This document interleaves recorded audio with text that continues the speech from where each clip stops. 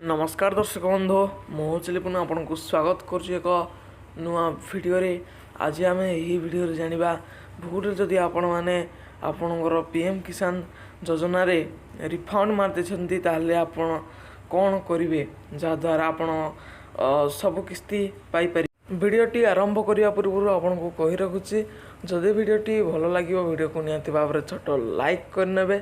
Channel को जदि आपण मैंने नुआ चैनल को एवं ही सब्सक्राइब करी पाखर बेल आइकन को निहाती भाव में प्रेस करनियंतु जेपरि आमर नुआ नुआ भिडियो आम जहाँ अपलोड करूँ आपण मैंने सर्वप्रथमे पाई जाई परिबे। तो चलतु डेरी न करी भिडियो को स्टार्ट करिबा। तो दर्शक बंधु जदि आपण मैंने भूल वशतः पीएम किसान योजना रे रिफंड प्रोसेसटी करने ताहले आपण मैंने कौन करेंगे। आपण जदि महिला होइथिबे तेबे आपणको स्वामी जदि पीएम किसान योजना पाई योग्य थिबे ताहले आपण माने आपणको स्वामी को नाम अप्लाई करंतु।